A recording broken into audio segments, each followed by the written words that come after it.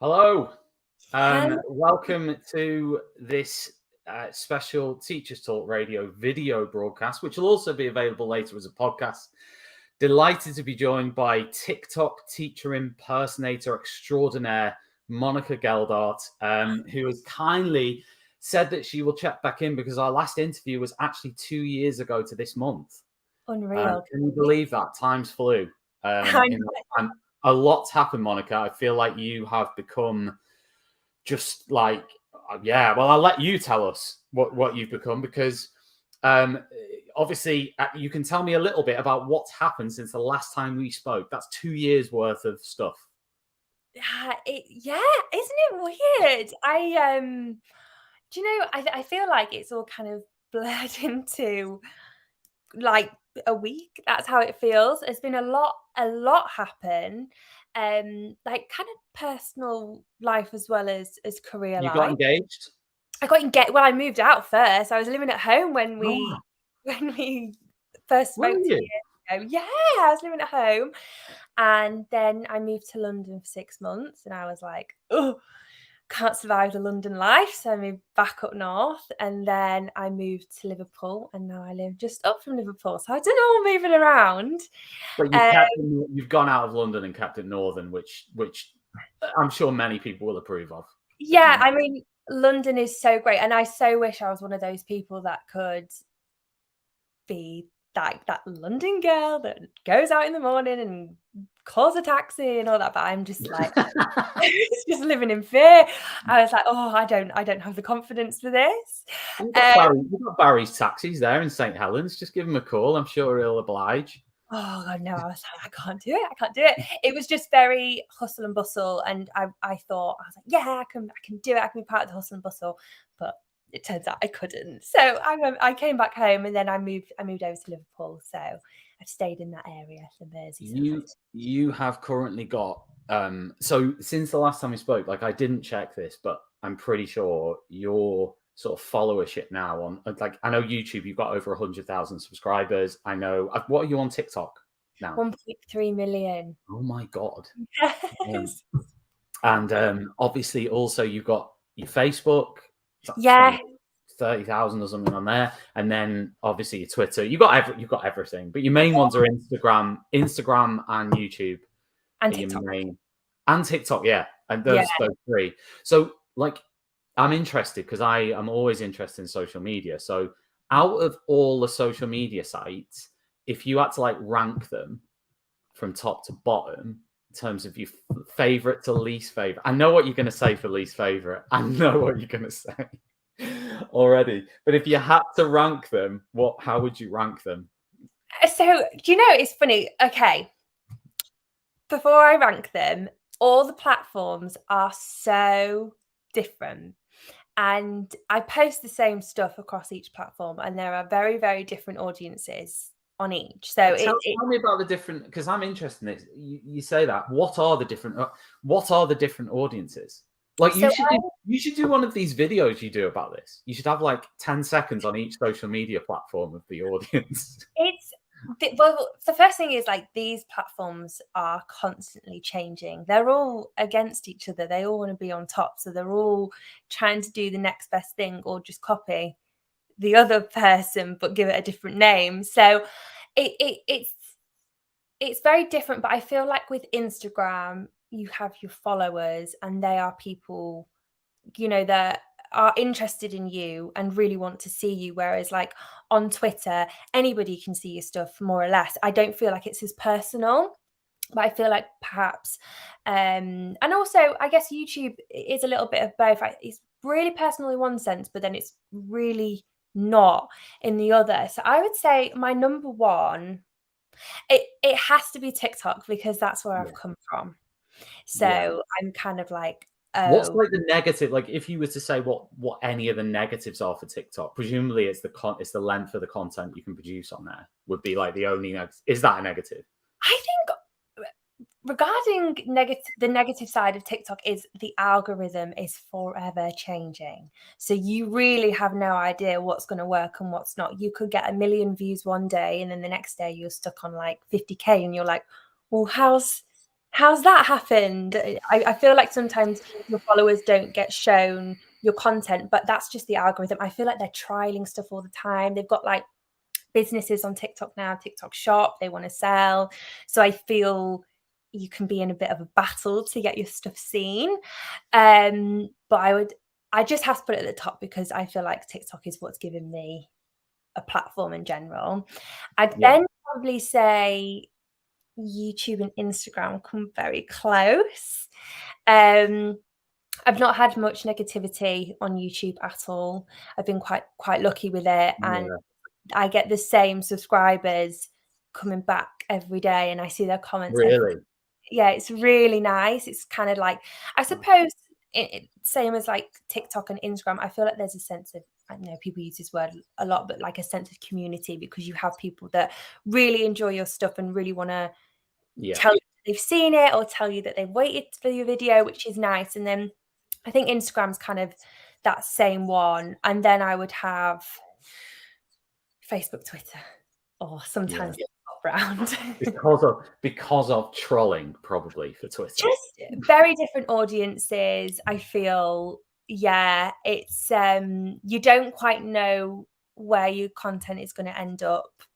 And I feel like, possibly on those platforms, the people that don't like you tell you more that they don't like you, other than like Instagram and TikTok, perhaps. Yeah. Like, have you ever thought of setting up like a LinkedIn, Monica Geldart? No, someone told me to do. I've never had a LinkedIn profile in my life. I think we need that. I'm going to start a campaign for LinkedIn Monica Geldart videos. It'd be quite funny. Throw another one in the mix. How do you? Because for anyone who's just like tuning in, Monica does. What would you describe it that you do? Shorts, skits. Just skits, comedy skits, yeah. Comedy skits, and many of the characters revolve around like school life. So you've got like your new teacher, you've got like your SLT, you've got like your teaching assistant, you've got your covers, whatever, right? You got all these different characters, and there's a huge breadth of material there. Do you ever worry about running out of school material? Yeah, all the time. I'm like, really, what more can I do? I've been doing it for 3 years, so I feel like at some point it will run dry. So I do, but I have a list on my phone of ideas, and they'll just come to me like off the cuff, just like doing something or doing nothing. Or very often when I'm filming a video, I'll get the idea for another video. So it kind of comes naturally. Sometimes I'm there and having a little brainstorm, or I even go back to old videos, watch them and think, oh, off the back of that one, I've now thought of a new one. So but I do have dry spells, definitely. I'm thinking, oh, my creativity's gone. I don't know what else to do. Because presumably when you make these videos, if somebody, because I'm presuming loads of people must message you and say, can you do this video? Yeah. Like, how many of those requests you get like per month? Yeah. On what? Like on every social network? I've had a few on Twitter, replying, been like, oh, someone said the other day, can you do the IT department? And I've never done that. And I was like, oh my goodness, yeah, I have to do that. But I'd say mainly in TikTok comments or Instagram DMs, I'll get, can you do da-da-da? And I love it because it gives me ideas. So I'm like, tell me the ideas. It's fab. I love to hear what other people have got to say and other people's experiences and try and put that into a bit of a comedy skit.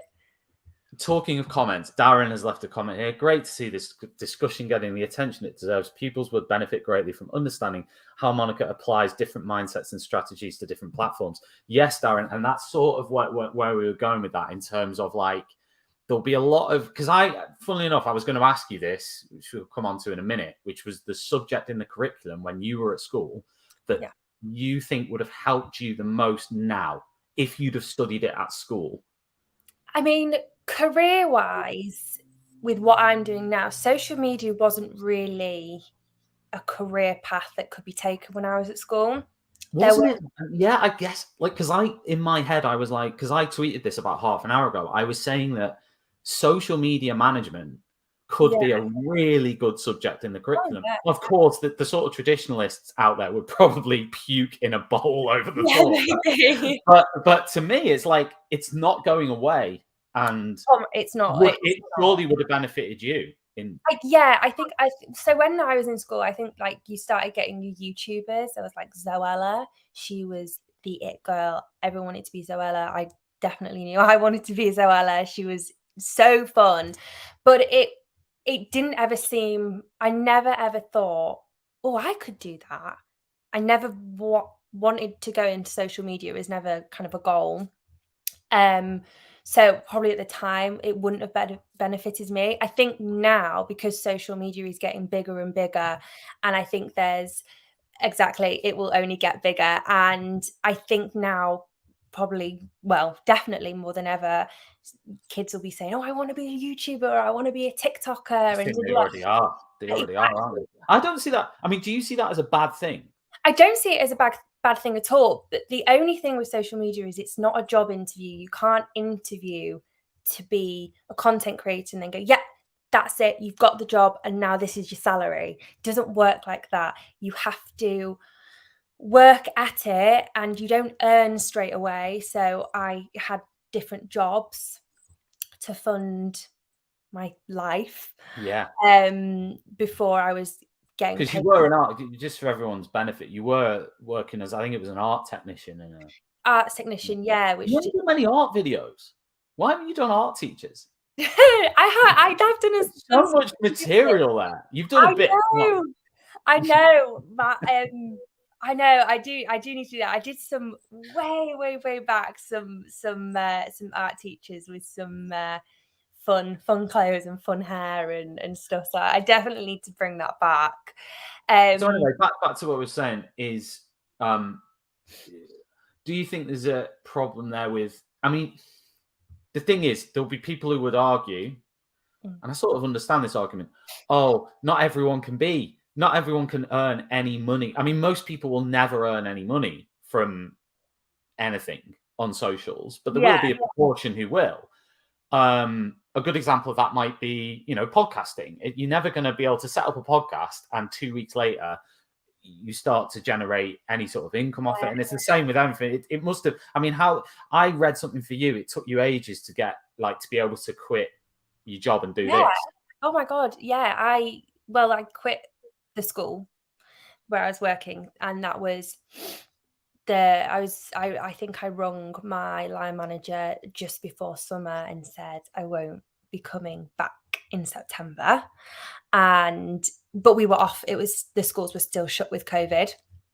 And then so I was getting paid until the end of summer. So I was like, right, okay, I'm going to use summer as I'm still getting paid, hammer my videos, get them posted every day, 2 a day. And then I got an office job from the September, and then we were kind of in and out of lockdown. It was a bit of a funny time, and I worked there from the September until the May, and then I was put on flexi furlough, and then they wanted me back full time, and I was like, no, I don't think so, because I was earning enough from socials at that point. I was still living at home, so I was paying a bit of board and starting to learn about finances, but I kept myself afloat. So only when I was then earning money, I left my other job. I wouldn't have just left it with no money to go. Do you ever get that sort of insecurity, when's all this going to end? Or do you think, I'm feeling sort of quite secure and comfortable in this now, and I've sort of built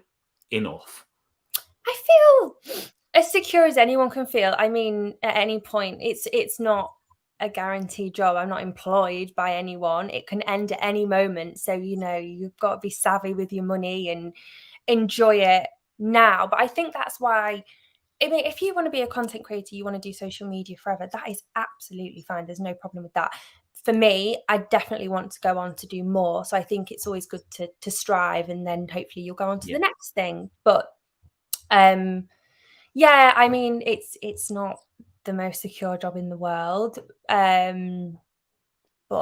I suppose once you've built up, I suppose, like you say, I suppose the only thing you probably think is, will I run out of school-based content? But I don't personally think you will, because I think there's a ton of stuff out there. There's tons. But I was going to ask, does it matter that presumably it has to come from your experience, otherwise it's not as effective?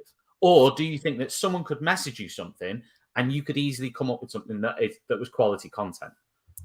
Yeah, but I'd give it a go.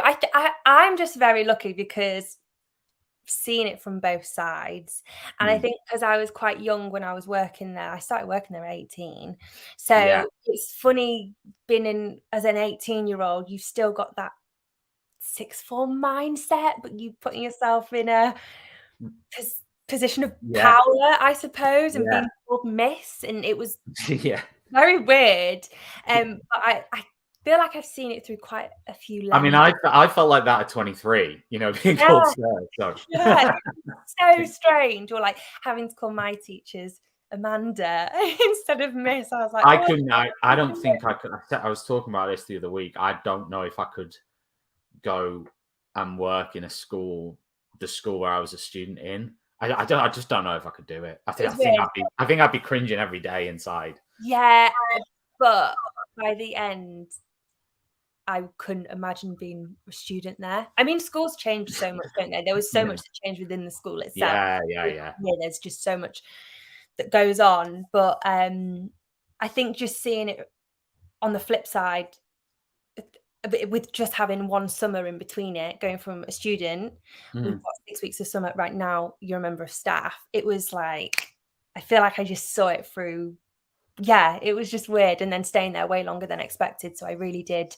I think, I mean, as support staff, you are kind of pulled from pillar to post. And I definitely did a lot more than what I was employed. And that's where your experiences come from. Because presumably you did 4 years where you were everywhere. I was like in the school, yeah, it was crazy. So I feel like I definitely experienced quite a lot, but also I was really close with a lot of, I say, my colleagues, the teachers, and they would just tell me funny stories, and they were just so funny. And I think because as a student you don't really see teachers as people with a life and you know, kids and a husband, and then when you work there and you get to know that they've got, of course, a whole life and families, and they go and do stuff, and I just loved to hear their experience of the job or when they were at school. And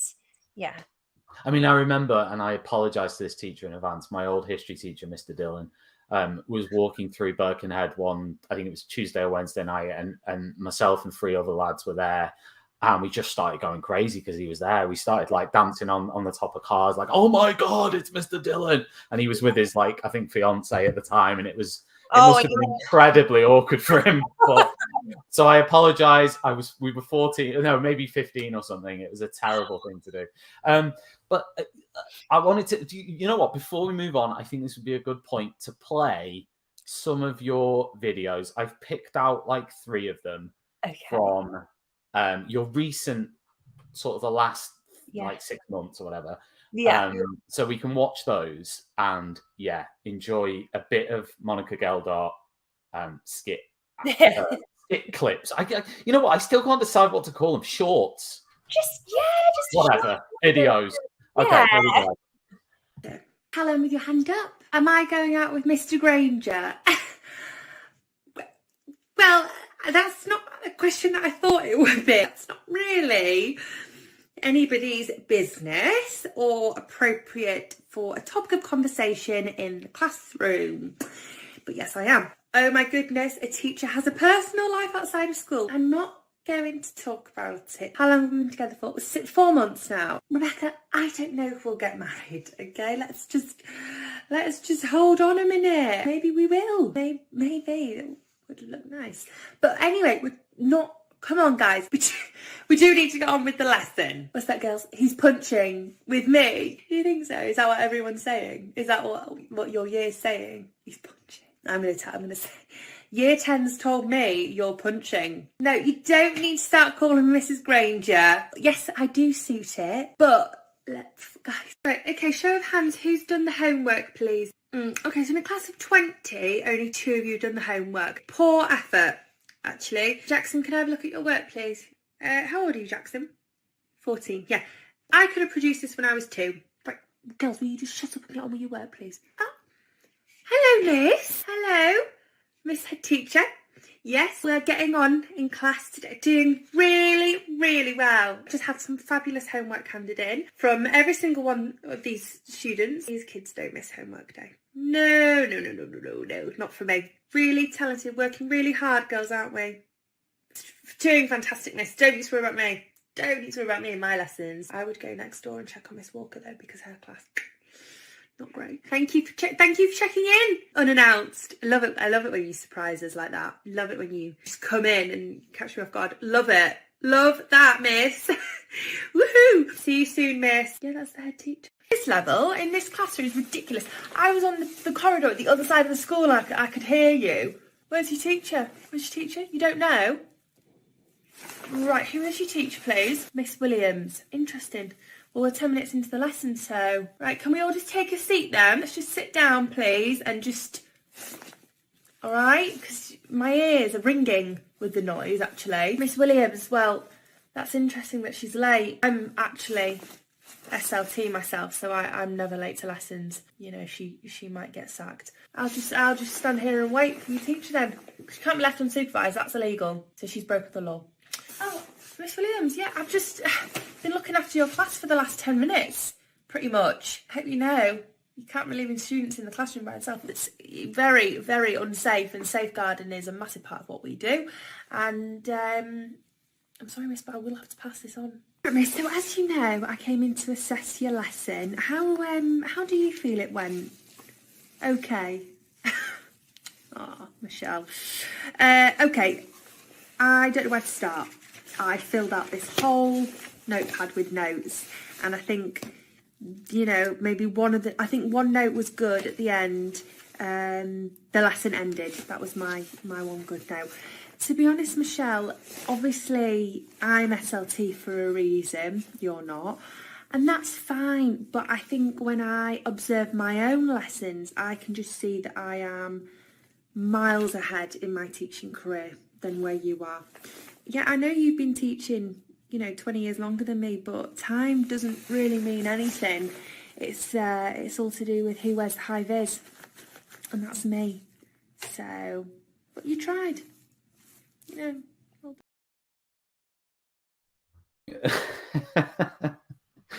I was going to ask you on the back of that, who is your favourite character that you do out of all the education ones? Is the one? I enjoy them all, but I do like doing SLT. Yeah, it's funny. I do like it. I think the jacket brings a persona. It does. I like the walkie-talkie. I like the sort of like cutting in the lunch queue one. That's pretty good as well. Yeah. What, from going back to like your school days again, what were the things that what were the favourite traits of the teachers you had, and what were the traits that were your less favourite trait? You know, what were the things you liked in a teacher? What were the things that you maybe thought, you know what, I'll do skits in 10 years' time about this on TikTok? I think the teachers that would have conversations with you that weren't based on school. So like the teachers that were interested in you as people, I think was always nice just to have that interest. I was actually fairly quiet in school until about year 11. I was in quite low sets and I found school hard. So I wouldn't really put my hand up, and I would be quite quiet and just sit at the back and hope that nobody really asked me any questions. When you say you were in low sets for everything, so like maths and science, English, we had like 5 sets. So in English, I was like set 3. I think which is remarkable when you consider that what you're doing now is very much sort of ties in with English, doesn't it? Yeah. Drama, it's fluency, it's communication, all those different things. Yeah, I mean, drama I absolutely loved, and I'd say that's probably the one subject that I did well in, but I just wasn't very academic, and I knew that I just kind of knew that that's the way I was, and I think teachers knew that, but teachers knew that I had an interest in drama, and I think English I did enjoy English. I had a lovely teacher called Miss Brown, and and another one called Miss Potter, and they were really lovely. But they knew me more as a person as well as just a student, like someone in the class. Do you know what I mean? So I think that was always nice. Have any of your former teachers ever reached out? Yeah, What loads. do they say to you? Are they surprised? Are they like, oh my God, I can't believe it, or what? Yeah, I mean, I think they're surprised with how far it's gone. But really lovely. Actually, another English teacher messaged me the other week, and I've not spoke to her since I left, and she just messaged. She was like, "It's so great to see you doing so well," and it's just so nice. But there was lovely staff at that school. It was really, really nice and good teachers, and I remember them more as teachers, which is funny, than members of staff, I think.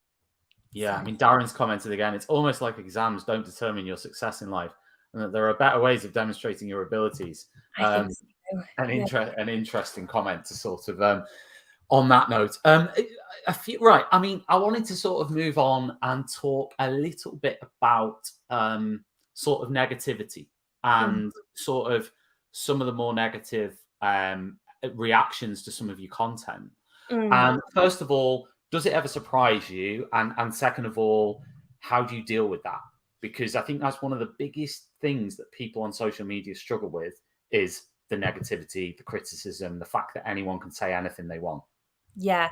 It surprises me, yes, because there's absolutely no intention to upset anybody. So from that aspect, which I think would be pretty obvious to anybody, but that's my opinion, not the opinion of anyone else. No, I would never I just wouldn't do that. So I guess it comes surprise in a way, but also at the same time, if you put yourself online, you're opening yourself up to negativity. That's just the way that it is. It's the way. But your mum you've got your mum to back you up. Yeah, so. Calm you down. She's like, sometimes I'm like, oh, Mum, someone said this, and she's like, you're always going to get it. And I'm like, yeah, do you know what you are? But I think the thing is as well, if a comedian was going to quit every time someone didn't like one of their jokes, we'd have none left. And that's just the way that it is. Not everyone's going to like you. Everyone's entitled to their opinion. And that's fine. Personally, for me, I just like to focus on the positive side of social media, not the negative, although that can be hard. That's just what I kind of put into. So that's do you ever get, because we sort of were talking about this before we went live on here, but do you ever get, I mean, do you get that like imposter syndrome, that nervousness? Like you never, even when I talked to you 2 years ago, there wasn't any hit. You're just very sort of natural. You don't seem to be sort of, I guess maybe is that the acting thing? Like you're just so sort of pro in that you don't, that's what you do. So you just sort of. So it's just like, yeah, I'm not really sure. I just feel very, very grateful. Like but if you went for like an audition for an acting role now, would you sort of just go in there and just sort of be yourself? Would you be really nervous on the way? Would you be going through all imposter syndrome? Would you, I think, yeah, I mean, I would be nervous 100%. Unfortunately, most auditions are self-tapes now, which is kind of like you film it. Yeah, since COVID. So you kind of film it and send it off. So, and it's so nice to have in-person auditions because you get to like really meet them. But I mean, I would definitely be nervous. Yeah, definitely. But you've always got to be yourself, I think. You just got to go in and hope they like you. And I saw in another interview that you did that you mentioned, someone was saying, oh, what would you want to do? And, you sort of in the future, and you were talking about like a skit show, like a teacher, like a school. Like, I think it would be really cool for you to have like, whatever high school, like make up a name and then you play all the characters in there. I think that would be a really cool, like sort of show. Have you ever thought of doing anything like that rather than shorts? Yeah, I mean, me and my friend, we actually created, it was like a 10-minute sketch, like a mockumentary style. It was actually completely away from the school stuff. It was based on 2 lollipop. Okay. So yeah, but I love playing different characters and I love comedy and that's all I want to do. So, but yeah, definitely. I mean, I've got some plans definitely for this year to kind of Yeah. like move things on and you know, try different things. So yeah, definitely. Yeah, that'd be super cool. I mean, you know, I was thinking in the top of my head of like Catherine Tate, that sort of Oh, thing, you yeah, know, and the sort of, yeah, the yeah. sketch shows. There aren't many sketch shows. No, and that's what I said to my friend that I created that sketch with, and I was like, I just would love for sketch shows to come back, and just they're just so wacky and wild and just so like bizarre. But I think that's the beauty of it. Like what me and Chris did was two lollipop people working in a Yeah, gated community. I mean, it's just like yeah. so silly, but I think the silliness is good. Is great. I love that. How do you judge the success of your own content? How do you say this was a successful piece of content? Is it purely views, or what is it? I mean, I think views and likes are a massive part of it. You can't really deny that. You know, that's just how it is. But I think the other side of success is seeing the same people come back in the comments to say, "Oh, I saw your skit yesterday. I've been waiting for today's," and I think that is definitely success to know that people are waiting for your videos and like them enough to come back and see them. I think that is definitely, or even success in seeing, you know, your skits kind of progress to something else, to progress to someone wants to audition you for this role, or you've been picked to do this, or go and speak to this company. It's loads of different things, I think. How do your sort of family, friends, fiance, all these different people, how do they react? And by the way, I almost giggle when I say fiance because of your video taking the piss out of the person like showing off their wedding ring in class. I know, and I cannot say fiance. I can't bring but how do I mean, obviously he's in acting, you know, but I'm wondering sort of your family, your friends, and your fiance and all these other people, how do they react to your success? How do they react to you being, you've got 1.3 million people who follow you on TikTok? Yeah, I think it's weird for them. It's weird for me. Like that's a lot of people, and It's a huge amount of people. I think it's strange, but it's it. They don't see me as like, oh, Monica from TikTok. They just see me as Monica Yeah. from who they're. Have you got sort of like, do you know what the breakdown of the main people who follow or watch your videos on TikTok is? Do you know the sort of gender breakdown, the age breakdown? So There's what a is it? lot more women that watch it than men. Like, Okay. I think it's like maybe like 60-something% But women. that could be to do with there being more women teachers than Yeah, men. probably. And I do more characters on TikTok. If you can hear a little dog walking about, it's because Nellie's come in. So she's like, "What's going on in here?" She's cheeky girl, say that. But yeah, definitely more women, and my most popular age range is like 25 to 35 is like my biggest age. But I have it's so different because like I'd say I have a bigger younger audience on TikTok because there's more younger people on TikTok, but I don't really think I have any young followers on Twitter because I don't think younger generations are getting Twitter anymore. Does it worry you that someone could deep fake AI you and therefore like you're sort of ended? Like because someone will be able to just take you and then program everything that they want you to say, and then you say it in all these different videos. Well, it was never worried before this interview. Oh God! Before I mentioned it 20 minutes ago. Never ever crossed my mind, but I mean, it wouldn't be great, would it? I think I wouldn't want someone to do that. It'd be a compliment, but I suppose also worrying in terms of copyright and all these other things.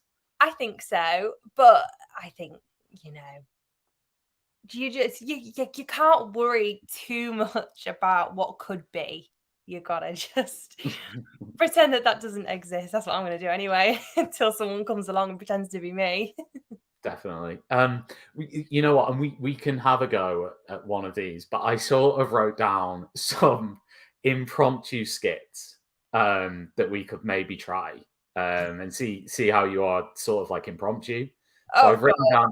I've written down some characters, if Mhm. you like, and then you can try and play the character, and then I will rip these off and then post them all as my own. You know, no, I'm Yes. joking. I won't really, You but keep Snake but going. we can have a go. They might be awful, in which case we can stitch them out. Let's So, try. Let's that'd be try. fun. Are you ready? I think so. Okay. A kid caught vaping in the toilet. This vaping, and this is not part of the character, but this vaping thing is funny because vaping never existed when I was. No, it didn't. Smoking in the toilets, I suppose. Yeah. So yeah, I think it would just be girls. They'd probably be able to smell it first because they're flavoured, aren't they? And it would just be like, excuse me, girls, what are you doing? And then, give it to me, please. Give it to me. And then there'll probably be a bit of, an argument. I'm not giving it to you. Like, no, it's mine. Like, give it to me, girls, please. And there's always with the head, the head goes around, the eyes widen Yeah. until they find the vape. We've also got a teacher telling another teacher why the kids behave for them. Oh, okay. So that would be more of like hey, does Josh not behave in your lesson? It's really good for me. It must be a you problem. And we've got the last one was a parent complaining about a teacher being too strict. Or a parent. Okay, so a parent would be like, I just wanted to have a little word with you because my little Emily came home really upset the other day. Just, you told her to be quiet. And I thought, we don't use that in our house.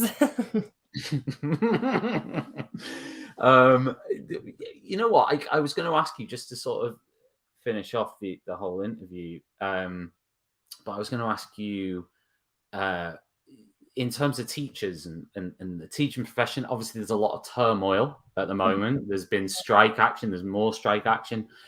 Do you have any views on any of that? If you don't, then don't worry about it. Yeah, go on. I honestly think that teaching is just one of the hardest jobs. And when I was working in a school, that's when I never really wanted to go into teaching. But I think when I started working, I thought, oh, maybe I could.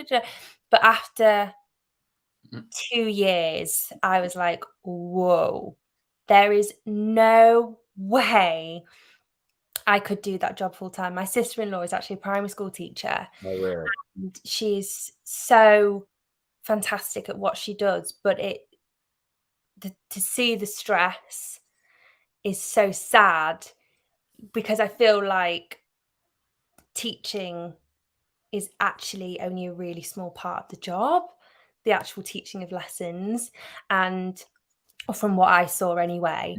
And I worked and had some incredible teachers, like amazing teachers that I'll always remember.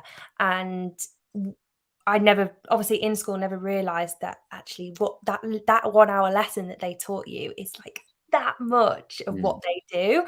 Because then when I was working, then they would come into the office and there's this report and this report and this assessment and marking, and they've got to do this and they've got to prove to the boss that they are capable of doing this, that, and the other. And I fully support teachers, any teaching staff for what they do. And I think it's just a job to admire. Really, it's really takes real strength, and it's exhausting. So Well, on behalf of all those teachers out there, Monica, thank you very much, because you give a lot of enjoyment, a lot of fun, and a lot of laughs in the work that you do. And you'll have seen that on Twitter, on other networks, the sort of outpouring of Monica's amazing. So thank you very much, and a massive thanks for giving up your time this evening for this interview. Not at all. Thank you for having me. Doing it, and maybe in 2 years' time, so April 2025.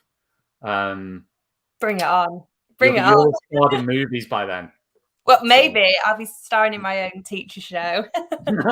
Yeah, exactly. BBC, if you're watching, where are you? Come on. Yeah, come on. Come on. Anyway, Monica, I'll speak to you soon, and thanks very much for checking in with us. Thank you so much. I'll speak to you later.